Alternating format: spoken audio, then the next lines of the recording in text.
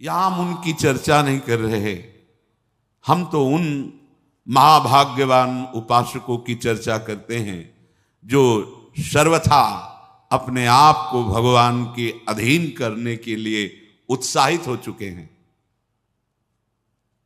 भाव क्या है? अभी वो निर्विकार नहीं हुए, लेकिन उत्साहित हो चुके हैं कि अब अपना जीवन मैं प्रभु के चरणों में समर्पित करूंगा।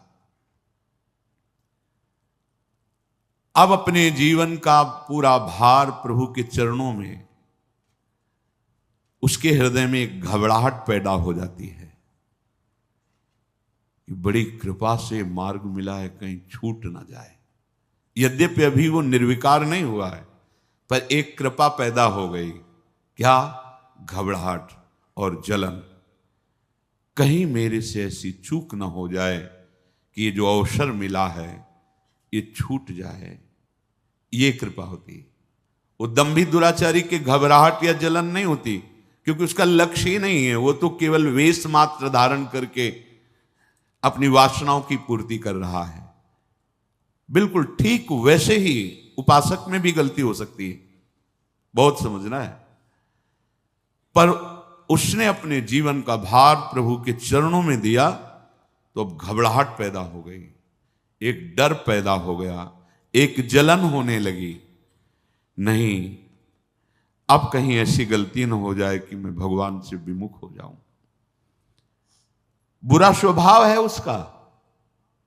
बहुत सुलझ के इस मार्ग की बातें सुननी चाहिए, नहीं तो निर्णय नहीं निकाल पाओगे। बिल्कुल वैसी स्थिति है जिसके पीछे निंदा की गई। दंभी दुराचारी की जो निंदा की गई, ठीक ऐसा स्वभाव है उसका, ऐसे ही आचरण रहे हैं, पर उसने ठान लिया है अपने जीवन को भगवान के चरणों में समर्पित करने का। तो अब उसके हृदय में घबराहट पैदा हो गई, भय पैदा हो गया, अब जलन पैदा हो गई, और वो अंदर ही अंदर अपने आप को जो भगवान के चरणों में समर्पित करना चाहता है, उसको ये मांग हो जाती, कोई एक ऐसा मिले जो हमारे पे शासन कर सके, हमारे दुष्ट मन को शासन में कर। कोई एक ऐसा मिले जो हाथ पकड़ ले और कह दे तुम निर्भय हो जाओ, हम देख लेंगे। अर्थात सच्चे सदगुरु की खोज, सच्चे महापुरुष का आश्रय, उसका हृदय। घबराहट पैदा हुई, चिंता पैदा हुई, हृदय में जलन पैदा हुई। ये पापों के परिणाम का नहीं है, ये कृपा का है, क्योंकि यही उसको ऊपर उठा रही है। अब उसके हृदय में एक पीड़ा हुई, कोई ऐसा हमें सतमार्ग का महापुरुष मिले जिसके चरणों में सर रख के मैं निश्चिंत हो जाऊं, वो मेरे जीवन की बागडोर पकड़ ले और मैं निश्चिंत भाव से भगवान के चरणों में निर्भय होकर के चलूं। वो सबल का आश्रय लेने के लिए अंदर से व्याकुल हो जाता है।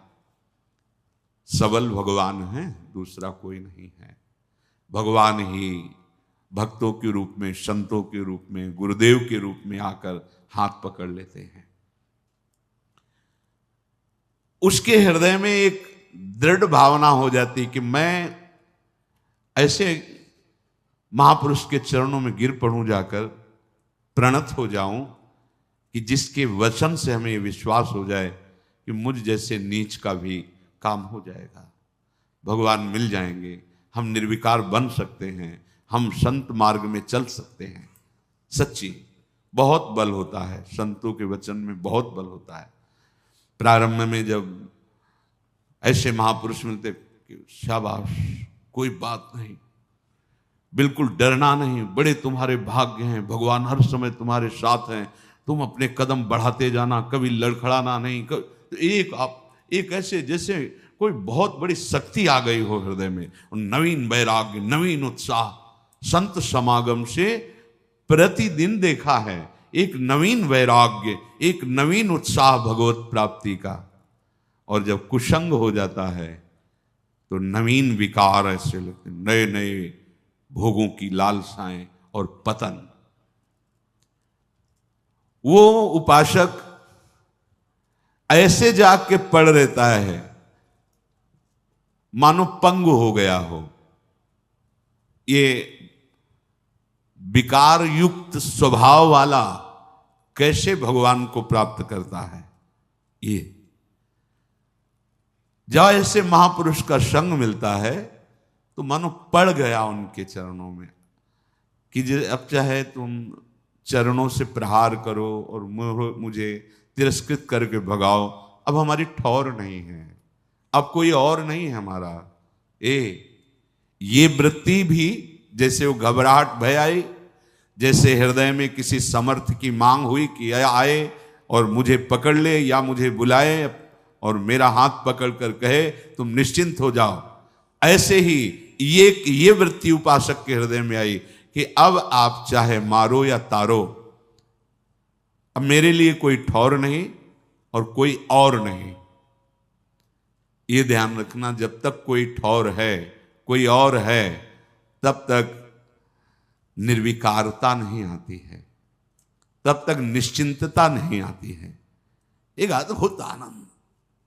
आप एक बार हृदय को तो समर्पित करके देखो गोरे चरणारविंद में, एक बार तो हृदय में लाओ, अब कोई ठौर नहीं, श्री राधा जुग चरण निवास, अब कोई और नहीं, मेरी महारानी श्री राधा रानी, यही सदगुरु हैं, यही हैं गुरु।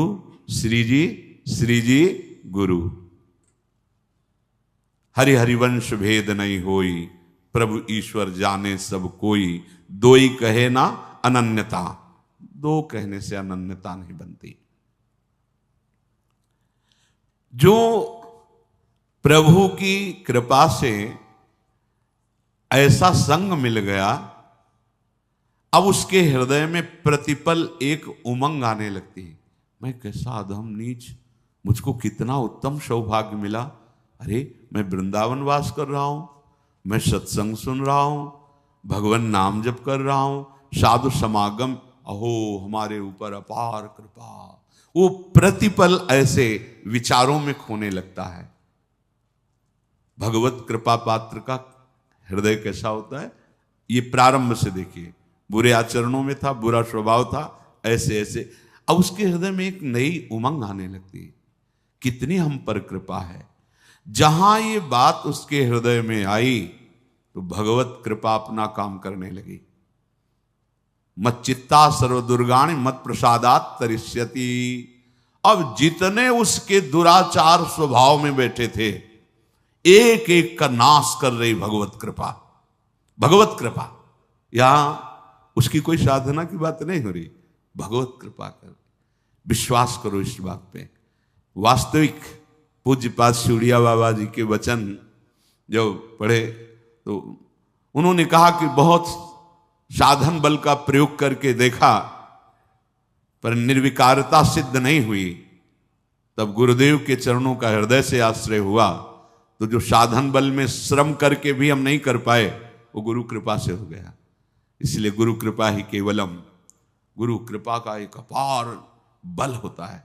पर ध्यान रखिए, श्री जी ही गुरु जी हैं, गुरु जी ही श्री जी हैं, कोई व्यक्ति गुरु नहीं होता, गुरु कभी व्यक्ति नहीं होता, ये हृदय में धारण कर लीजिए।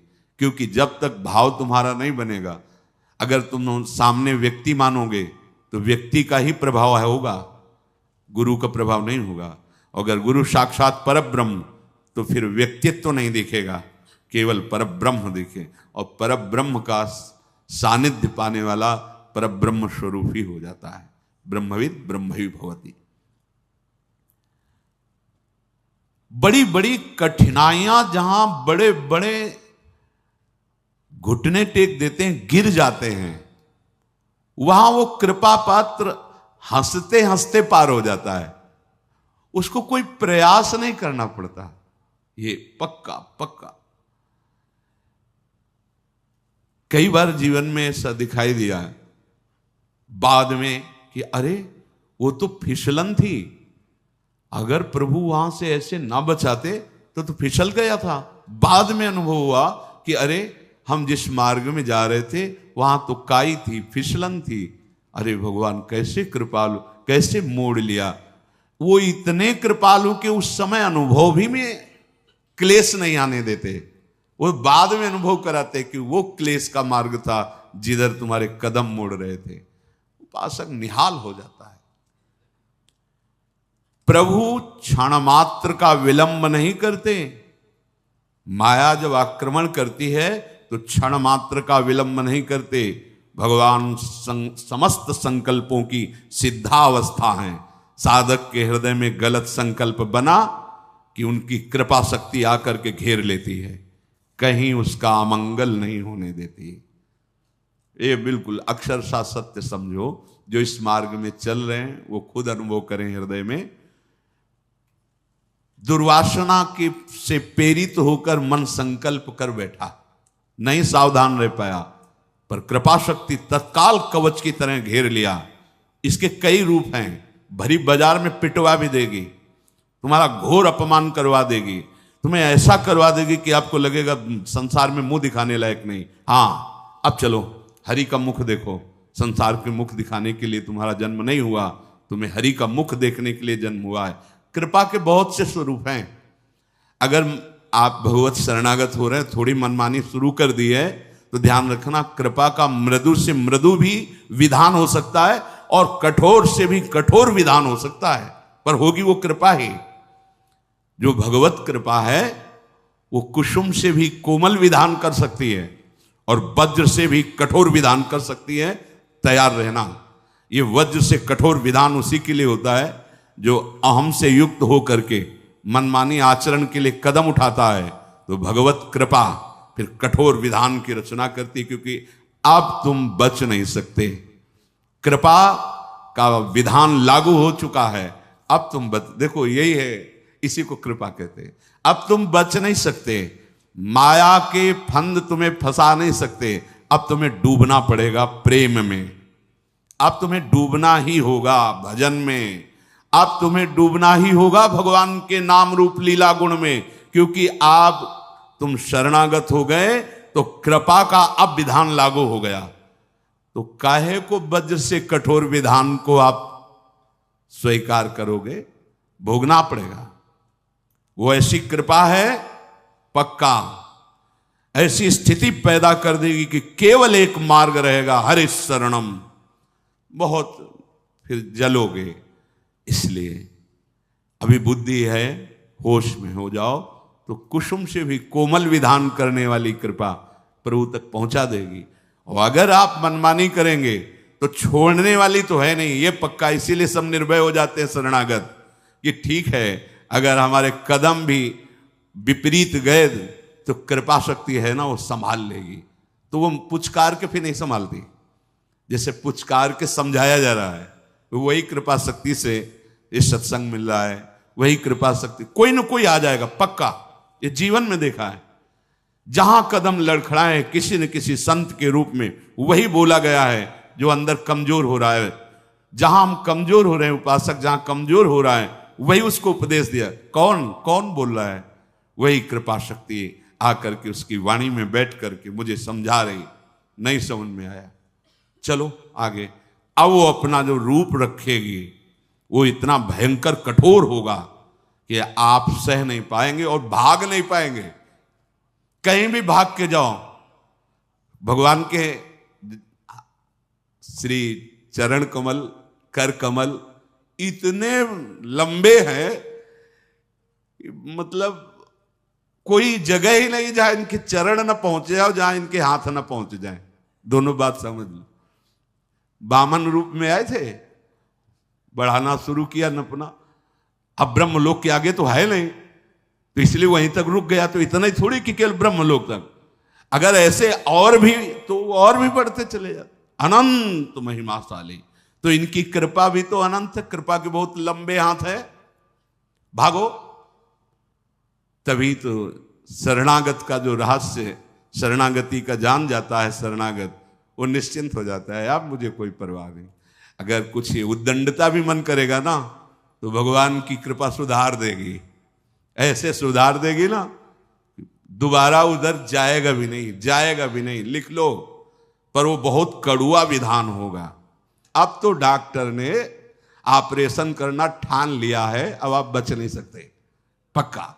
ऐसे ही जब इसका रहस्य समझ में आता है तभी मन नाच उठता है कि ऐसा कौन कृपालु है, ऐसा किसका स्वभाव है। हम सबके ऊपर कृपा शक्ति का कार्य प्रारंभ हो गया है।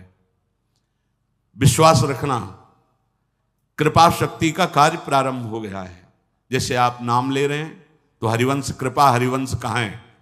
मानव देह कृपा से, नाम जब कृपा से, धाम श्री राधिका कृपा बिनु सबके मनन अगम, साधु संग अब मोहि भा भरोस हनुमंता बिनु हरि कृपा मिले। कृपा कृपा कृपा कृपा लागू हो गया विधान कृपा का।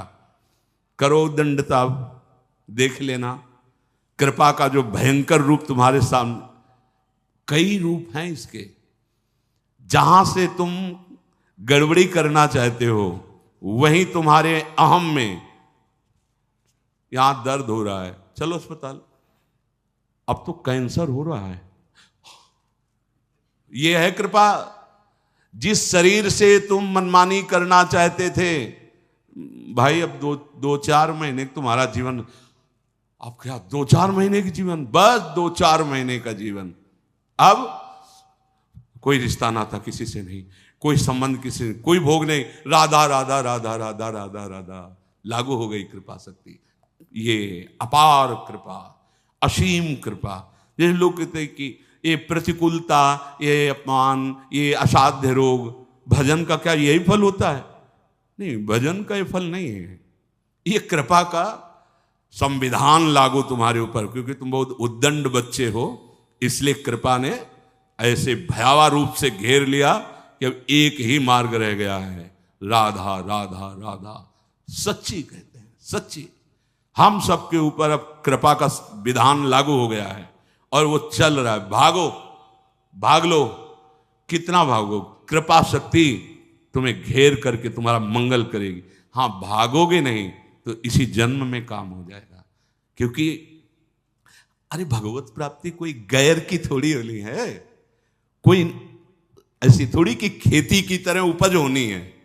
हम प्रभु के थे, प्रभु के हैं, प्रभु के रहेंगे, भूल गए हैं। तो रोज जैसे सांप काट ले तो जहर झाड़ा जाता है ना, तो उतर जाता है, लहरें आती हैं, 4-4 लोग उसको पकड़ते हैं, हमने देखा है। ऐसे ही ये सत्संग रोज झाड़ा लग रहा है तुम्हारे ऊपर। छू छू, मोह का, काम का, लोभ का, मद का, अहम, नाना प्रकार के जो विषयों की लहरें उठ रही ना, जहर माया का काल सर्प ने पकड़ रखा है। जैसे हरिवंश प्रपंच वंश सब काल, ब्याल, ब्याल माने सर्प, काल रूपी भयानक सर्प ने पकड़ लिया और लहरें उठ रही, काम, क्रोध, लोभ, मोह, मद, मत्सर, ये लहरें हैं उसकी विषवत। और संत जन जो नाम कीर्तन, भगवत गुण, सत्संग, ये झाड़ा लग रहा है, रोज झाड़ा लग रहा है। अब हमारा ये विष उतर जाएगा, इसमें कोई संशय, बिल्कुल कोई संशय नहीं। तो बोले अभी तो हम आज से प्रारंभ किया है, इतनी भगवत प्राप्ति के लिए काफी है। अगर आज आपने सत्संग सुना और आज आपने मन में निश्चय किया श्यामा श्याम हमारे, और आज शरीर छूट गया, तो आज ही श्री जी के पास पहुंच जाओगे। श्री जी को कोई इतनी संख्या, इतने दिन, इतना तप, ऐसी कोई सीमा नहीं लिखी है। हाँ, जितनी श्वासें हैं वो हम अपनी लाडली को दें, चाहे एक ही श्वास रह गई तो राधा गए श्री जी के पास, 1,00,000 श्वास तो राधा राधा राधा राधा राधा। जिस श्वास में शरीर छूटेगा हम श्री जी के पास पहुंच जाएंगे। और अभी ये करना ही पड़ेगा, क्योंकि कृपा शक्ति ने घेर लिया है पक्का। जिसे आपको नहीं दिखाई दे रहा है, तो अगर वो सूक्ष्मदर्शी जिसके पास दूर से दिखाई दे रहा कि कीटाणु फैले हुए हैं, ऐसे ही कृपा ने अपना जाल फेंक रखा है। हम सब कृपा रूपी जाल में फंस चुके हैं। माया जाल से मुक्त करने के लिए कृपा ने अपना सुदृढ़ जाल फैला दिया और माया को कह दिया कि तेरी जितनी ताकत हो खींच के दिखा, तेरे जाल में दम है या मेरे जाल में दम है।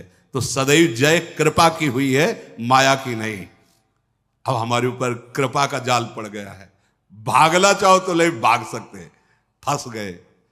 कृपा ने अधीन कर लिखा। सुनते थे कि वृंदावन पकड़ लेता है, पर सोचते थे कैसे पकड़ लेता है। हम चाहे तो अभी जा सकते हैं वृंदावन से, कैसे पकड़ लेता है। जब पकड़ लिया ना तो हम चाहे भी तो नहीं जा सकते, चाहे भी तो नहीं, जीना चाहे तो जी नहीं सकते, बाहर से भी और भीतर से भी नहीं जी सकते वृंदावन के बिना। पकड़ लिया वृंदावन ने, सच्ची मानिए। हमारे ऊपर भगवत, हमारे ऊपर का मतलब हम सबके ऊपर अब भगवत कृपा का विधान लागू हो चुका है। सबसे बड़ी सिद्धि हमें प्राप्त हो गई। क्या? हम कृपा आश्रित और कृपा कवच से सुरक्षित हो गए। ये हम नहीं कह रहे कि ये सद्गुण आ गया इसलिए आप सिद्ध हो गए। हम सबको एक बड़ी सिद्धि मिल गई। क्या? कृपा आश्रय और कृपा का सुरक्षा कवच। कई बार सत्संग में कहा है कि शरणागत को कभी भयभीत नहीं होना चाहिए। सामने से वो अमंगल जनित क्रिया, अमंगल जनित वचन, अमंगल जनित भावना भेजेगा, बीच में कृपा शक्ति लगी हुई है, वो अमंगल की तरफ वापस कर देगी जहां से आया है, और मंगल करके तुम्हारे पास भेज देगी। अब तुम्हें निश्चिंत रहना है, तुम्हारे और संपूर्ण विश्व ब्रह्मांड के बीच में कृपा कवच, कृपा शक्ति लगी हुई है। अब कहीं बाल बांका नहीं हो सकता, बस रहना आश्रित कृपा के।